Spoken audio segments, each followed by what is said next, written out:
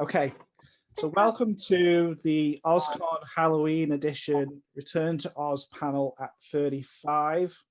So the main purpose of this panel is to discuss how Return to Oz links with the books, but particularly Walter Murch, director of the 1985 movie, in many interviews made it very clear that his version and vision of Oz was based very much on what he saw in the Oz books as very dark and already there. So the question is his dark dystopia of Oz truly Baum, or is it a level of taking Baum's work and making it darker and of his own making or from his own mind? I suppose, what's everyone's thoughts first of all, and I'll ask some questions around some of the characterizations from Return to Oz against the books. So I'll introduce the panelists. I have Eric Shanower, illustrator, author, Maury Ness, poet, author, critic, and blogger on tour.com, Mikey D from Facebook, Yellow Brick Road discussion group, and then Yellow Book Road. Thank you. And then last but not least, David of LA Quadling. Thanks for joining me, guys. I will start with Maury first. What are your thoughts, Maury? Well, I wanted to start by noting that what we have on the screen is probably not what the director intended. No, we're not talking to you. Sorry, Kat. And to talk a little bit about the economic background of the film, because this film was produced, yes, by Disney, but at a time when Disney was going through some trauma. They were losing board members, they were fighting, they were going through a takeover bid. This was shortly before Michael Eisner came on board. There was massive discussions of where do we go from here? So when you look at the actual production of this film, there are issues with executives interfering, but executives not necessarily knowing what they actually want or what Disney actually wants. But they're interfering enough that the director is not necessarily getting what he wanted on the film. So when you're talking about, is this really the image that he wanted or that he was taking from the Oz books? I don't think we have on screen his image. So I think there's a disconnect that needs to be noted right there from the beginning, that we're seeing something that came about thanks to a significant amount of Disney executive screw ups or miscommunications or what have you, combined with what one director wanted, but he kept getting kicked off. And then add to that a very major number of budget issues. So I think it's an interesting question, but I think it also is a question that we have to put in that overall broader context, that this is a movie at the end that doesn't really know what it's trying to portray. And that ends up being a significant part of its ambiguity. That said, I thought the film did a great job of bringing a lot of the John Neal illustrations to life. I thought that was a really, watching it now, in an era of improved special effects, because they were using puppets, there's a real solid reality to those puppets that works quite well. And they do resemble the illustrations. That part is great. There's also a recognition that, as we were talking, a lot of Oz is really disturbing, terrifying, borderline. If you talk about it, yes, people may think you are mentally ill. If you talk about it too much, the treatment for your mental illness may end up burning down an entire house. It can be very destructive to different ideas. So in that sense, I think, is the final product what anybody wanted? Probably not. Does it catch some of that massive weirdness, disturbedness, darkness in Oz? Yeah, I think it did a good job. Even though I think as overall, the film is a failure, but it's a fascinating failure. So I'll give it that. David, do you want to? You look like you wanted to interject there a few times. That's why I've brought you next. Oh gosh. Oh gosh. Well, okay, repeat the question first off. So essentially, just I probably overcomplicated it. The darkness of Return to Oz, Walter Murch's vision of what he envisioned, that all the darkness that he wrote for that movie produced was already there in the books. Would you say that's true or not? I would say it's true in, oh dear. There is darkness in the Oz books, but there also is a lightness that's there. Baum has a lot of humor, and the way that he portrays the darkness, he never actually relies on it. He always steers you away from it, doesn't dwell on it. You know, when the Wicked Witch first meets Dorothy, she's terrified of Dorothy because she's wearing the silver slippers.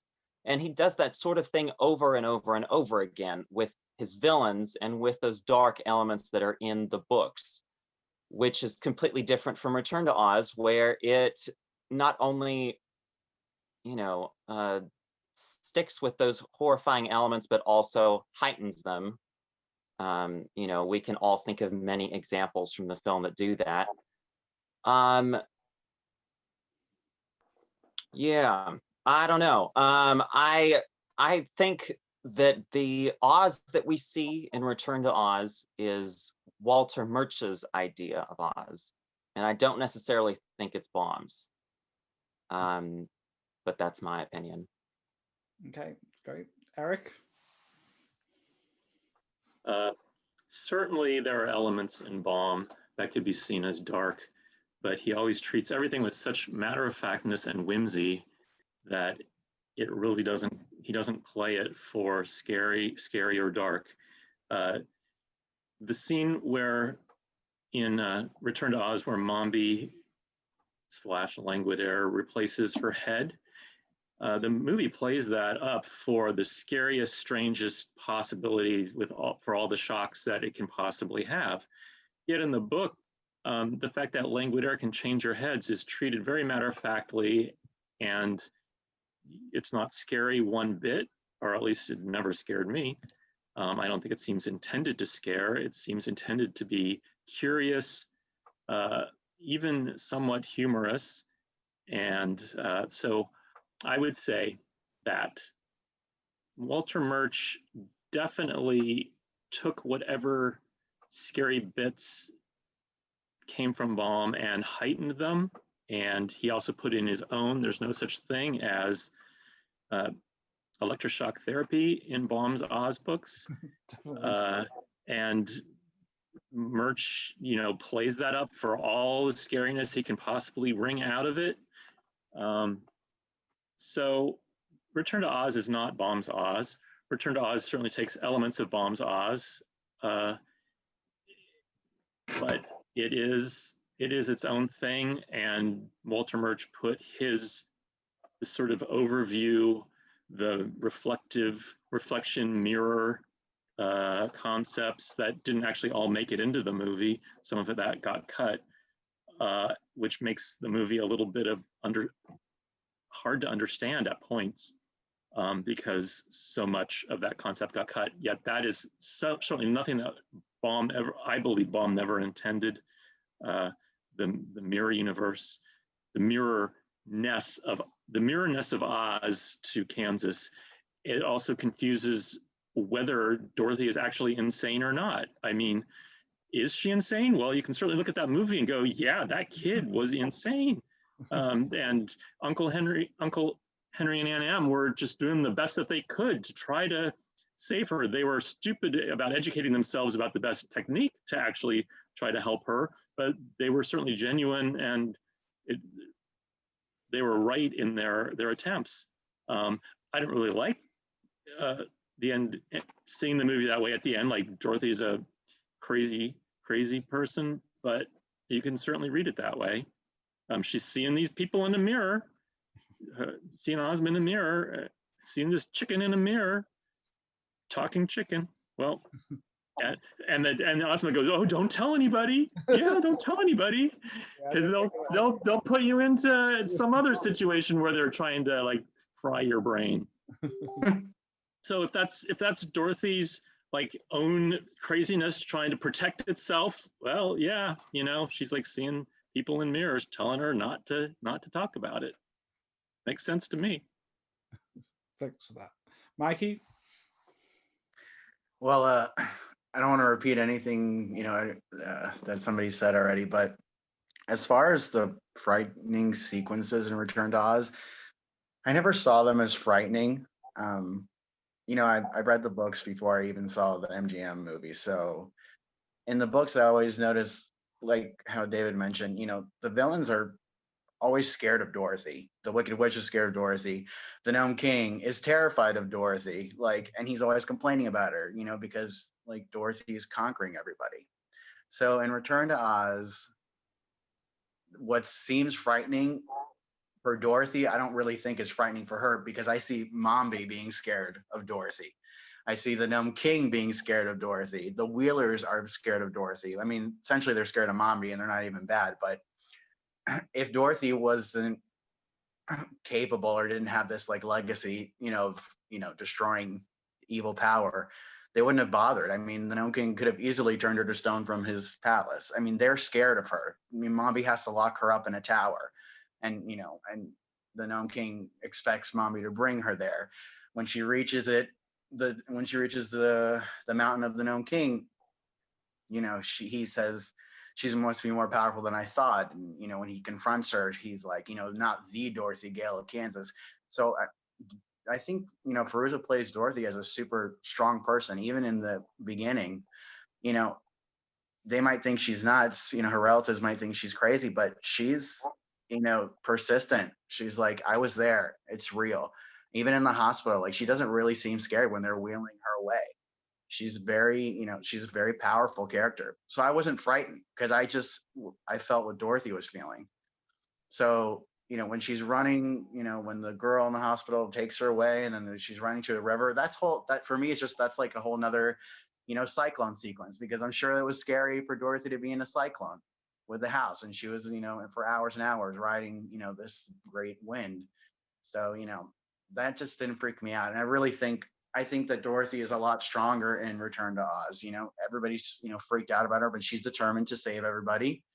And, she prevails in the end. But it's really clear to see that the villains are definitely freaked out by Dorothy. So I think Dorothy is actually the frightening presence in the movie. She's the one that's freaking out the villains, not the other way around. It's not something I've thought about before, actually. I'll cover a couple of points that, from my perspective, which is I was quite a sensitive child to any kind of horror stuff. Like I was terrified of Ghostbusters and things like that. Really terrified. Even an episode of Murder, She Wrote with a ghost in it terrified me. But for some strange reason, Return to Oz didn't terrify me. That's not to say I didn't find that there was tension in it. And something that Mikey has just really said is perhaps it is because Dorothy herself is never really terrified. Even when she's, disgusted that the Gnome King's going to eat Jack, she's more on the offensive of like, no, you're not going to do that. And I think maybe because there are some very scary scenes, but it never scared me.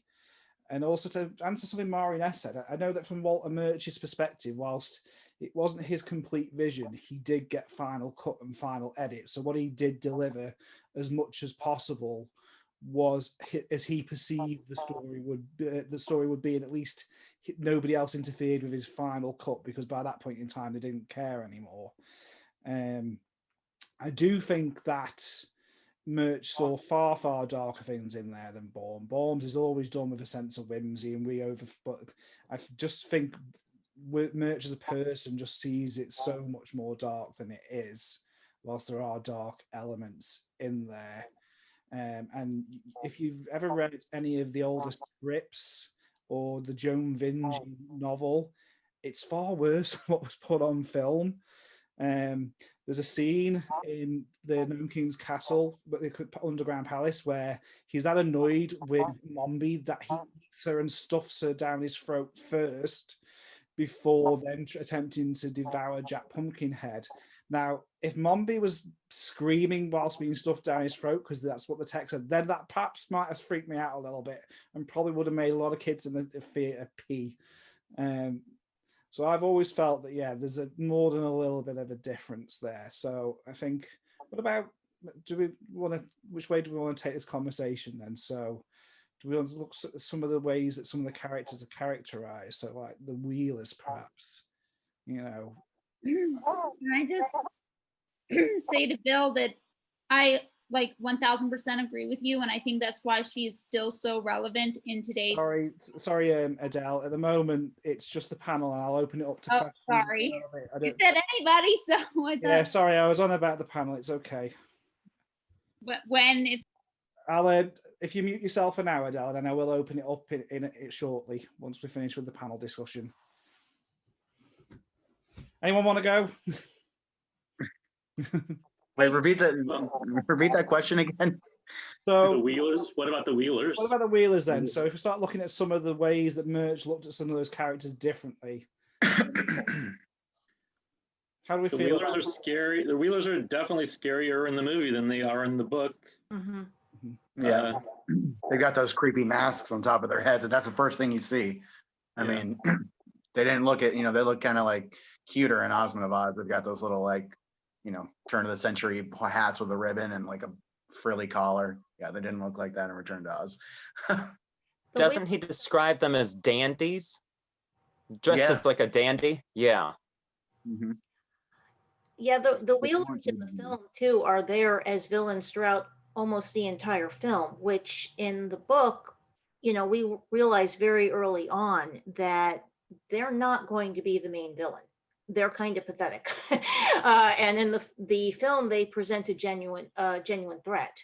Although it's rarely clear to me and I say this having just rewatched the film, it's very hard to figure out, are they working for Mombi? Are they working for the Gnome King? What are they doing? What are their, what are their goals? Why, since they're clearly living creatures, why weren't they turned to stone? I have a lot of questions about them in the film, but I really didn't have in the book.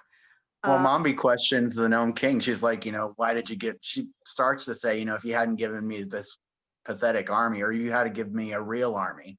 So it's like, why the Wheelers? They can't really do anything. They're all bark, no bite. But we don't really hear that until until that final confrontation scene with Mombi and the Gnome King. Whereas again, in the book, it's clear from the beginning that there isn't that much that the Wheelers can do against Dorothy. And that the Wheelers are really the victims in Ozma of Oz, which they are not, as far as I can tell in the film, but they also just do not make a lot of sense in the film. They're cool, but they just don't make any narrative sense within the film. So Mombi sends them after the Gump and says, go bring back Dorothy Gale. It's like, what are the Wheelers going to do? Even if the Gump crashes, are they going to roll over her? What are they? They don't even have hands. I guess they're gonna drag her back with their teeth. I don't know. Even as a kid, with that was like, how on earth are they going to get up into the sky? Why would Mombi even that? I was like, why would Mombi even do that? Essentially, you said. Well, maybe that's how he's like retaining some of that Baum humor. It's like we all know that they can't do anything there. It's kind of funny. There's a fine line when you set the tone to be more serious and scary, and then you do something silly. It just comes off. It tends to come off as stupid, not whimsical. Or is she just that angry? When you get that angry, that even though something's impossible, you're going to scream at people for it to be done anyway. Maybe. What about Mombi then? So it's already been said that it's a combination of Mombi and Langwidere. But I think even in some of the original character development, a little bit of Ginger as well. But does she really even fit all three of them in any different ways, really, what we get on screen? I think it's fascinating. No, you go ahead. I see Mombi in the books as being a much more powerful figure. I mean, she's the one that actually did, on her own, without help, keep the legitimate ruler of Oz in disguise, hidden away, and managed to keep the entire Kingdom of Oz into, enough disarray and chaos that you have the situation in Land of Oz. There's some genuine power there. Is she scared of Glinda? Yes. Is she the most powerful person around? No. But she does get her own evil ways accomplished in her own little quiet way. That's not what seems to be happening in the movie. And again, with the movie, watching it, I kept thinking, well, one reason I'm kind of going on the Dorothy is insane part is that nothing about Mombi makes sense in the film from the witch perspective. How is she eating? It's just like it's a terrible thought to have, but how is she eating? Who, I guess the wheelers are also doing housework as they're wheeling around, keeping the mirrors polished and things like that. But also, What is she doing with the heads? With Langwidere, it's very clear why she likes the head. She likes to look beautiful, but she gets bored. She's been around for a while, so she needs to change up her look. There's an actual motive for that. With Mombi, the evil, which I don't know why she's switching heads. It still seems to me that like she's retaining that vanity because she hides her real head behind a mirrored cabinet that nobody can see through. Yeah, because the real Mombi's ugly, and so she took all the beautiful heads from the most beautiful girls in the Emerald City. I think that's not explicitly stated, but I think it's implied strongly in the movie. Right. Another thing, this is another link to thinking that Oz is a dream. Those heads could possibly represent the other patients in the hospital, since Mombi is the nurse in the hospital. And it could be that Mombi or the nurse has controlled the minds of all the patients. And since all the heads have the same voice, which is Jean Marsh's voice, they're all dubbed over. So I don't know if that particularly answers your question, but it's a theory. I think the combination of Mombi with Langwidere doesn't really work for me in the movie. They're two different characters, and they're not combined well in the movie. There's a Princess Mombi, and then there's this old witch Mombi. They're talked about at different points in the movie, yet they never are really reconciled. I think that the best portrayal of Mombi in the movie is the second actress who plays her. Is that Fiona? I can't remember which one. I can't remember the actress's name at the moment. You got it. Yeah, it's Fiona. I forget her last name too, but yeah. There we go. Thank you. Fiona Victory. What was I saying? Oh, yeah, I think she's the best. The most successfully realized portion of the movie for me is the confrontation with Mombi and the escape from the tower. Significantly, that's the portion that Gary Kurtz brought to the Cosmopolitan Convention in 1985 as a preview. It's like, show the best part of the movie, of course. So Mombi doesn't work for me as a character because the two sources don't integrate well enough in the script. I think It's kind of like a repeat mistake because you have Glinda and the whole Glinda combination in MGM, that didn't work for me either. I mean, it looks like, two big mistakes there. That was a repeat for sure. But she's not even much of a witch in Return to Oz. It's like they say that she enchanted Ozma in the mirror, but we never see Mombi work any real witchcraft or spells. So it's like, how did she even do that? She has tools. I mean, she's got, not even that. I mean, she's got the powder of life, and that's about it. And the Gnome King gave her the head, so she's not really much of a witch. She's just like another bark, no bite kind of character, Which also suggests how closely identified she is with the nurse, because the nurse is not running that institution. She's following the advice of someone else. And in terms of the portrayal of Mombi, that did bring up another criticism I had when I was rewatching it. Jean Marsh is much better in other works. This is, I thought, about her, the weakest role I've seen her act. And my sense was that this was partly nobody told her what she was supposed to be going for here. And there are several scenes where there's a sense of she doesn't know how she's supposed to be portraying it. And that's a director problem. The director did not tell her, this is where I want you to go in this scene. Because, I mean, she's best known for Upstairs, Downstairs, but it's not just Upstairs, Downstairs, where she was very good. But she's not good in this. And it's not necessarily that obvious, because I don't think anyone in this film does a particularly great acting job, except for maybe the guy whoever is voicing TikTok. But it becomes more noticeable if you think, wow, Piper Laurie was outstanding in virtually everything else. Jean Marsh was very good to outstanding in virtually everything else. And I think that is another problem with her portrayal, is the main actress is just not sure where she's supposed to be going with the role. I feel like Fairouz is really the main actress, and she played Dorothy fantastic, brilliantly. Yeah. Brilliant Dorothy, for sure. I should have said I forgot that. I should have said the girl is good. And the poor girl playing Ozma just, again, wasn't really told what to do. She's she's kind of stuck in a very thankless role. But yeah, but yeah, there are performances there, but Jean Marsh just is not one of them. Doesn't do it for you. I think with Emma Ridley as Ozma as well, she was dubbed, wasn't she, Eric? Yeah, that's Walter Murch's daughter did her voice. Emma, I think there are some videos around where you can hear the original Emma speaking during it. I think Fairouz is probably one of my favorite versions of Dorothy. I know this is a bone of contention, but I love Bellina.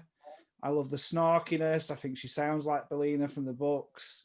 I think she stays consistent throughout that film, but it's a puppet of a voice, so I kind of get that. She can't really act much more beyond what's on screen. I suppose a question I've also got, and I think it's one that comes up a lot on Facebook and YouTube, where people always talk about how scary this film is, and they always put Jack up there as like this freakish kind of monstrosity. What do people think of that one? That's ridiculous. Yeah. I didn't. Jack is so lovable and wonderful. He's endearing. He's so cute. So sweet. When he calls, when he asks Dorothy to call, if he can call her mom, that's like, just breaks my heart. I mean, that's just the cutest thing. It's like a little kid. He's like a little boy. Yeah, I think it's a laziness that you get sometimes with people who probably haven't really seen the movie much and then want to write about, how a little bit like when you see very often the Scarecrow and Tin Man from the original stage play, and then they've been souped up to look even more sinister than they were to look sinister. I think there's an element of that. I feel like people that do those reviews, I don't really think they have. Well, they must not have any grasp on the actual books, and they're just doing a review based on what they're seeing. I don't really think they understand anything beyond what they're watching on the screen. They're just like, oh my God, this is so freaky, electroshock therapy and people are turned to stone and freaky guys on wheels. It's not really, it's a very superficial kind of review. Yeah. I kind of just like glaze. I mean, I'm like, no, I'm done. I'm not listening to this. There's nothing in Jack's lovable. The voice that Brian Henson does is the only voice I can hear now when I'm reading Jack in the books as well. All the other versions of Jack Jar, particularly the one in the Journey Back to Oz, that snarky queen from Paul Lynde. What? Paul Lynde. Come on. Uncle Arthur. What about the guy in Wonderful Land of Oz, the 69? I still haven't seen it yet. God. Oh. I don't want to. You're in for a treat. That doesn't exist. That does not exist for me. That movie. It is garbage. And the Shirley Temple Jack as well. It's the voice of Winnie the Pooh. So all I can see and hear is Winnie the Pooh. The only other one I can cope with is the Sinar one, but that's still not as perfect as the Brian Henson one. Okay, the Gnome King then. So I think he's What's everyone's opinion then on this characterization of the Gnome King? I think, because for me, this is very different to the book and the gnomes in general. The one thing I felt that was similar was both the Gnome King in the book and the Gnome King in the movie do take a moment to point out issues of fairness. And I thought, okay, that's close. But the Gnome King in the book, he's jollier, he's sillier, he's less of but he's a lot more fun. And I really, this is a case where Ozma of Oz, the book, massively does a better job with the character than the film does, because he's funny, he's makes the point of, yes, well, you know, what about my side of the story? And he actually brings up some good points. Whereas the Gnome King in this film, he never, it's another case of a character not really gelling for me. Yeah. Good special effects for the time, so I have to give the film a significant amount of credit for that. That I think is where a lot of the money that went into the film went into that portrayal, but I just don't know that it gelled as a character for me, or was that much like, you know, in the book he's a little figure, he's small. He he gets criticized by his own servant as saying, you know, you did a stupid job with how you made why did you make all the ornaments green? Why did you make all the Emerald City people green? Why did you do this? You're an idiot. You have that sense of fun in the book that just is not really happening in the film. Well, in the book though, like there's one part of he definitely is jolly, like you said, for sure, and like way more humorous. But until he gets like, you know, pissed off, and then he's kind of like, and when he shows them the army that he has, and that description was a little like, you know, ooh, he's kind of like a bad guy if he wants to be. You know, he's got this like really attentive army that's on point, and they look like they can kick some butt if they have to. And you know, as soon as he realizes he's being defeated, that whole jolly demeanor just changes. You know, and of course in Return to Oz, it's way more magnified. You know, his insidious side, for sure. But I think there's, you know, and definitely as the books progress, you know, the Gnome King, you know, is not a nice guy. He's really vindictive, you know. I mean, in Magic of Oz, he's pretty bad, you know, wanting to start that war between the beasts and the humans. I mean, he's a pretty bad guy, but he's also completely, you know, he's portrayed completely different in Return to Oz in the sense that like he kind of baits Dorothy because he has something that belonged to her originally on her first trip, and he knows it, and he, you know, he toys with her when she's in his, you know, in his dominion, and makes her feel bad, like it's your fault. I have these because you dropped them, and I've destroyed, you know, everything that you love because of you. And she gets, that's like the one time really, besides, you know, like that one crying scene obviously that she does, but you can see like how she feels like it is her fault for just a minute, you know, because he has the ruby slippers. And I think that that's something that you don't see in the books because, you know, they had just met in Ozma of Oz, so, and she took his magic belt, but he's kind of like, yeah, like I said, he baits Dorothy in Return to Oz, and he makes her feel bad, you know, and he relishes in the fact that he can, you know, make this little girl that killed 2 wicked witches, you know, like he can say, you know, this is all because of you, basically. And I think that's really sinister, and just playing that mind game with her, that's really messed up. But What, it adds to his creepiness. going on to what you said, in both the book and the film, he does manipulate people. But my question, as far as the movie is concerned, is why does the Gnome King want to become human? Exactly. Yeah. Well, have you read the novel? It says it I in the know novel. why. I know why. I'm wondering if you know why. I can't remember what it says in the novel, to be fair. It's been a while since I've read it. It says it in the novel for sure. The bit that stays with me for the novel is obviously the mom be eating bit, because it's the thing I raised. That probably Eric's probably sick of hearing it by now.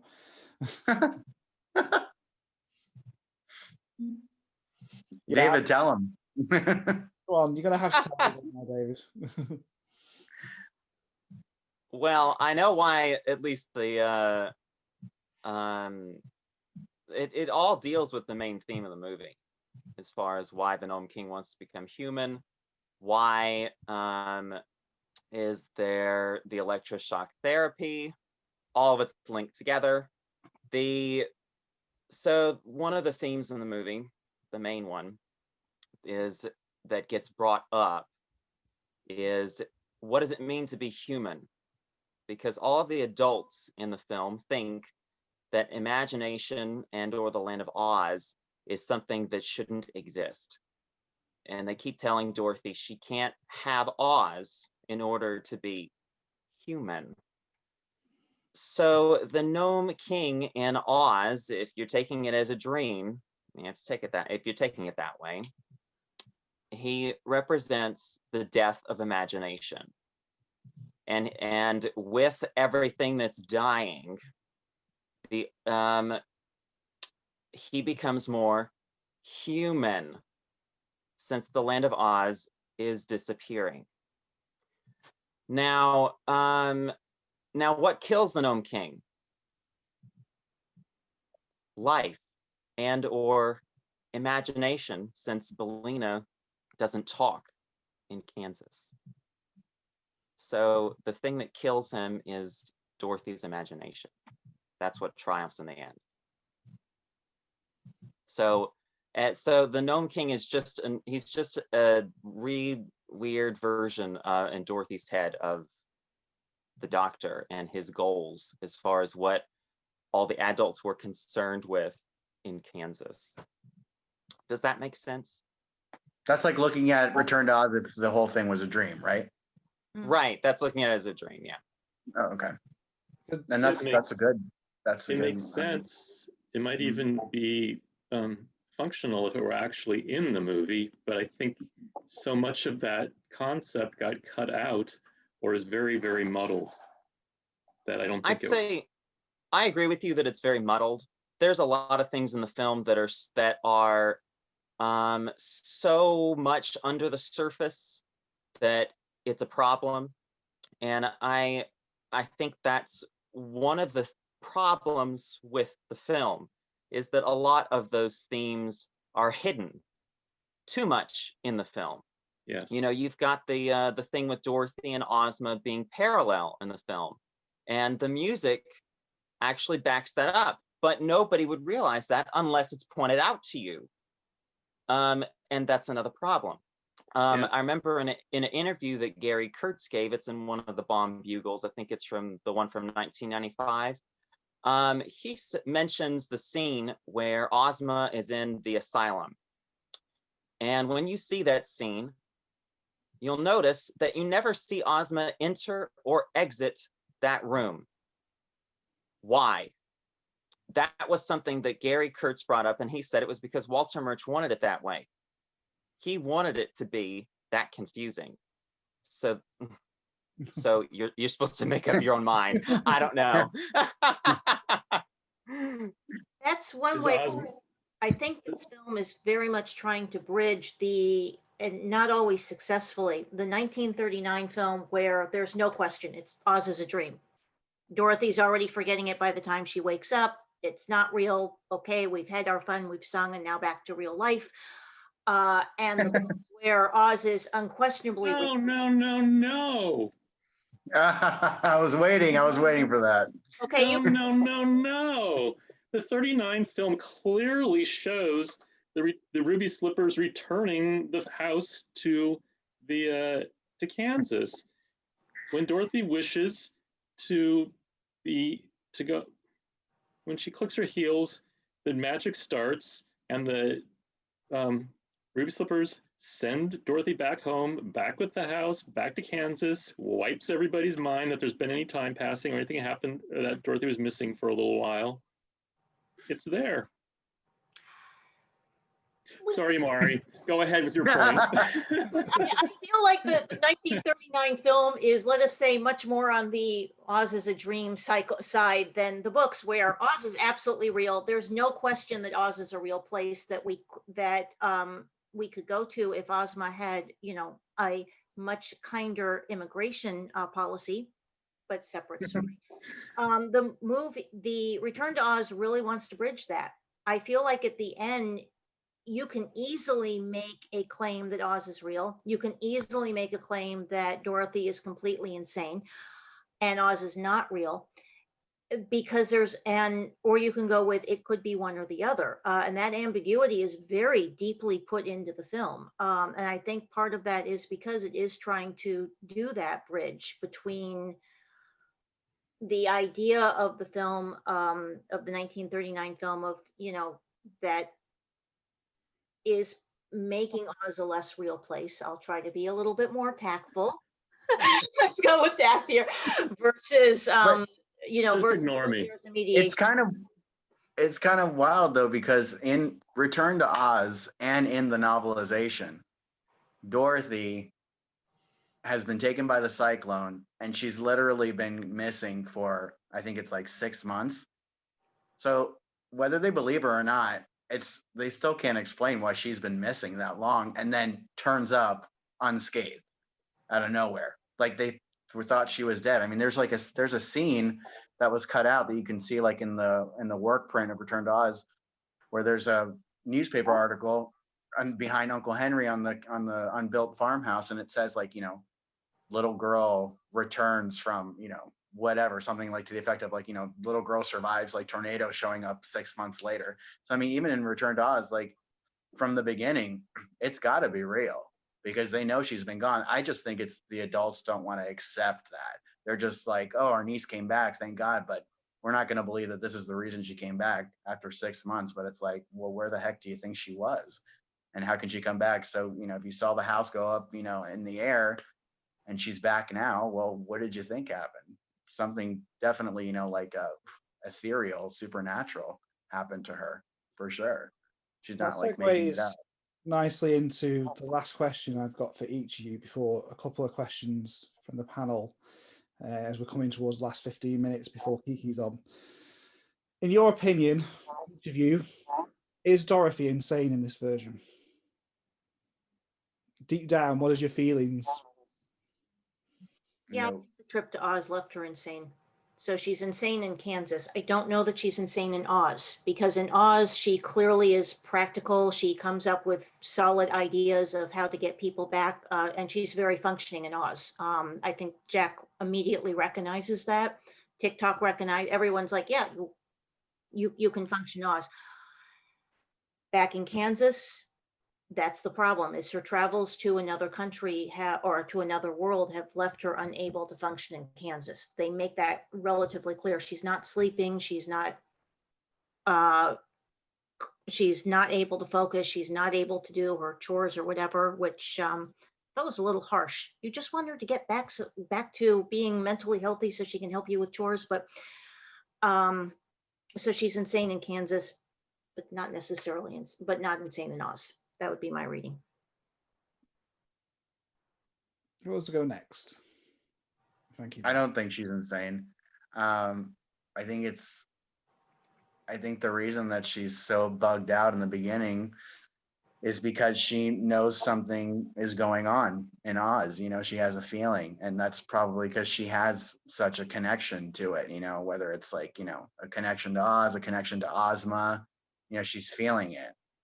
I mean, and that's obviously just my opinion. I don't think she's insane because, like I said earlier, she is so level-headed throughout the entire film. It's like, I won't buy the fact that she, if it was intended for her portrayal to be like, One Flew Over the Cuckoo's Nest, I just don't see it at all, and there's signs that Oz is real because, there's a shooting star, then there's the key, that she finds in Kansas. The key works in Oz. And when she comes back from Oz, there's the mirror and she sees Ozma. I mean, if one wants to say that's all in her, like, you know, seeing Ozma in the mirror is like, you know, something like a little psychotic in her head, but you know, then how do you explain the key? So she's like imagining keys that The work. key is in the her house. Key's the key to the old house. Aunt Em tells us that very clearly.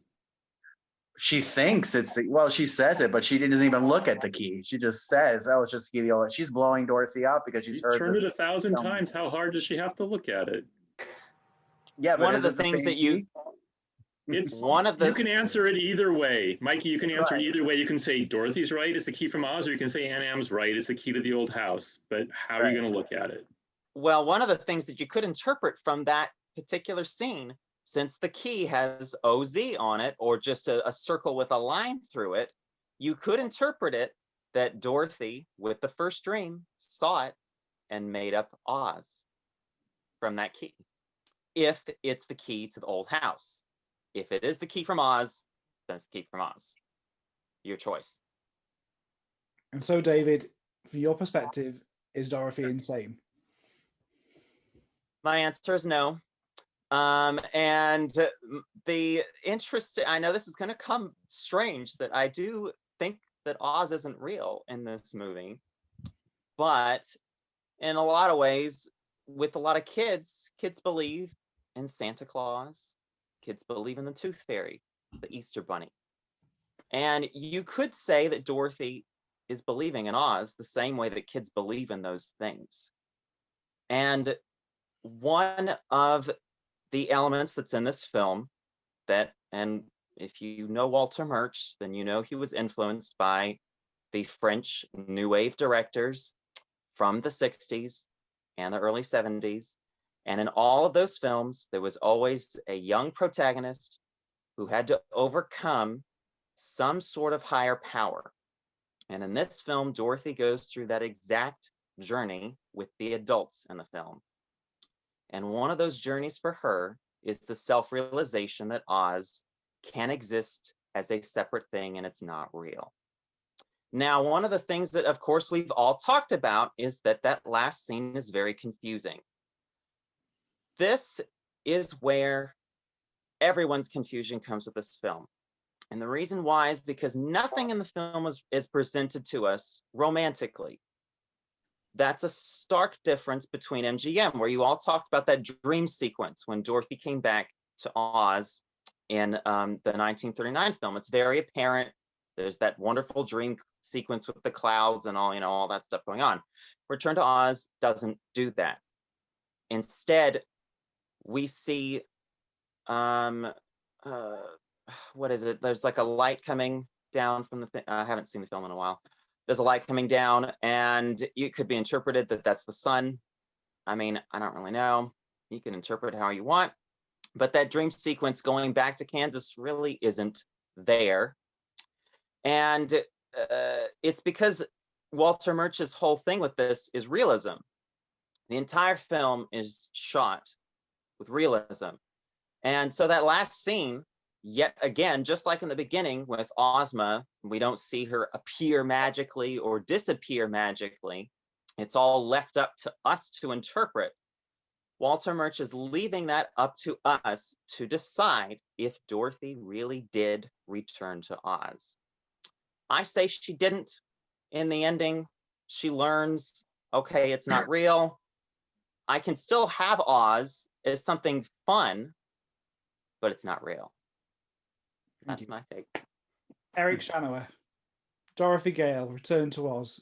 Insane. I don't want to say that Dorothy's insane. I think that Fairuza Balk as Dorothy is probably the best screen interpretation of Dorothy I've ever seen. I love her in the movie. I think it's the best part. I think her performance is the best part of the movie. I struggled for years with the idea of Ozma sending Dorothy back to this dirty riverbank, lying in the mud, covered in dirt, until I finally was able to reconcile that years after first seeing the movie with, oh, well, obviously Ozma doesn't want Dorothy to talk about Oz because she wants to protect Dorothy from any of her relatives' well-intentioned but bumbling efforts to cure Dorothy's apparent insanity. But so while I can answer the Dorothy's return to Kansas by ending up in the mud, something you would think Ozma wouldn't do to her, but Ozma does do to her.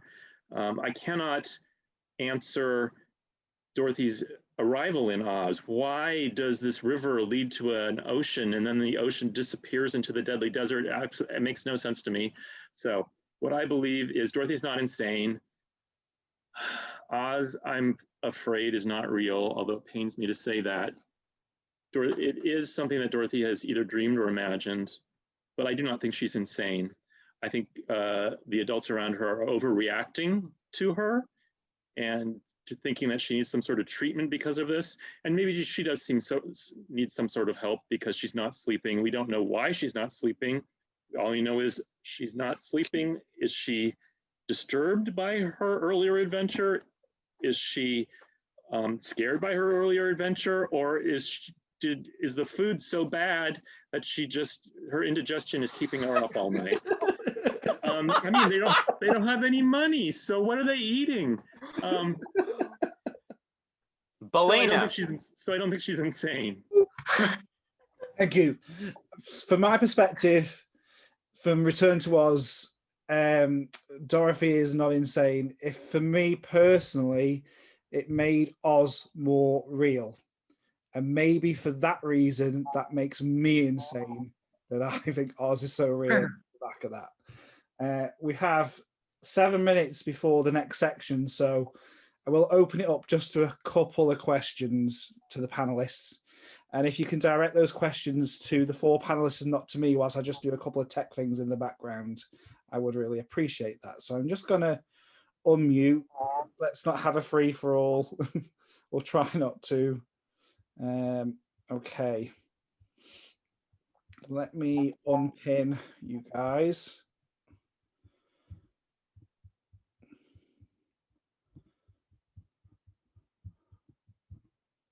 And if has anyone got a burning question for one of the panel? I do. Who's that? Del. I Go do on, want to Adele. my jump in earlier as well. Mhm. But this is for my jump in.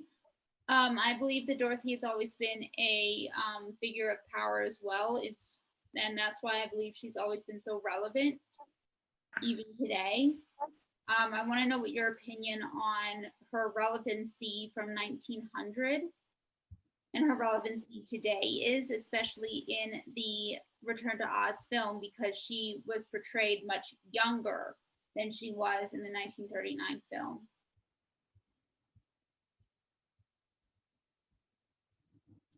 What's her relevancy? Her relevancy. She made a lot of money for L. Frank Baum and W.W. Denslow, so that was good.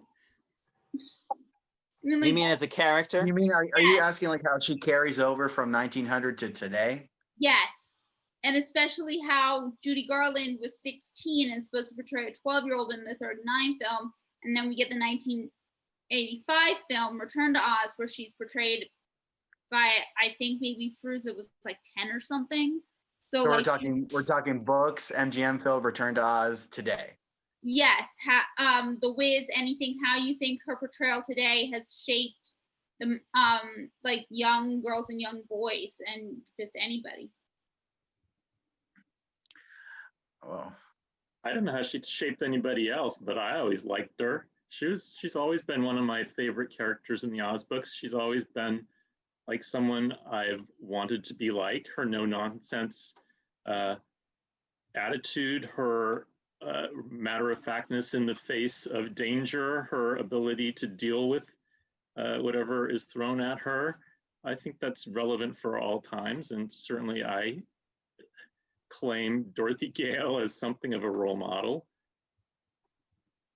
She's definitely like 20%. Oh, sorry. You go ahead. You go. Okay, I'm just going to be very brief, but I would say she's a timeless character. Absolutely timeless. I think she can be reinterpreted and put into modern days. She can be from 1900. I mean, she's a wonderful character. I remember as a kid wishing I could be like her, just like Eric, where I wanted to have her bravery. I wanted to have her wit. I wanted to have all those wonderful attributes that are Dorothy. And yeah, I love Dorothy. She's a great character. I mean, I think she's like, the quintessential child savior. I mean, this girl, that comes from, from nothing really, essentially. And, she's blown into this magical land and she saves, an entire country, a magical country, I mean, without even like thinking about it. Like she doesn't go there with the intention to free all these people, and she just throughout the books, she just maintains this, I'm just really a farm girl, I'm not a princess, even though I am a princess, she's like, she loves everybody, she's friends with everybody, she's accepting, she's understanding. And I think those are qualities that as a kid you can relate to, because it's just like a good feeling. But then as an adult, you're like, you wish you were like that, because we're not all, I mean, I know I'm not like that all the time. I wish I was as wonderful as Dorothy as an adult, I mean, just, I think that's something that makes her so appealing to me. As far as like portrayals of Dorothy and like, in screen or plays or whatever it is, I mean, Dorothy's pretty much, withstands the test of time, because she can be Dorothy and she can also be everybody all at once, and that just, L. Frank Baum has to be like a miracle worker. I mean, he created this whole thing, and Dorothy is really like the pinnacle of all the Oz stories to me. I mean, Dorothy started it all, and the kids wanted more about Dorothy. I mean, who knows? Like she's everything. She's an amazing girl, and she's just a kid, but she accomplishes so much, and she wins everybody's hearts. And she's like a no judgment, no nonsense kind of person. And who doesn't want to be like that? Who doesn't find that appealing? She's like a great kid. I mean, I wanted to be her. I was another one who I read her, her, and I was like, I want to be Dorothy. I mean, she gets to go on all these really awesome adventures, and she's always running into new people, and she's always having fun. And then there's the parties. But so as a kid, that's the life I wanted. I wanted to be able to go have her types of really fun adventures. So I had a lot of envy of her. As an adult, I'm very much struck by her common sense mixed with politeness and kindness. And that is something that, that's timeless. She, her response to all of this magic is purely practical. How do we get to the next place? Let's find more food. Let's, and she comes up with really practical solutions, and I love it. I love reading her. And yes, she's not quite my favorite character. That's the Scarecrow, because Scarecrow is the best character in Oz. Ozma. That's not an argument. We just know this. It's not an opinion. It's just pure truth. She's definitely a runner-up. Oh, laugh as you will, but we know the Scarecrow is the best character in Oz. Yep, that's a fact. Maybe after the quiz we can have a character death match. Okay. I say Ozma. I'm going to wrap up that panel. Thank you, panelists Eric, Maury, Mikey, David, L.A. Quadling. I kind of was interested in you guys speaking because I thought we would get a nice contrast of opinions, and you've really given that. Thank you, because you've really made me think about this a little bit differently actually now off the back of that, with some very different perspectives and concepts.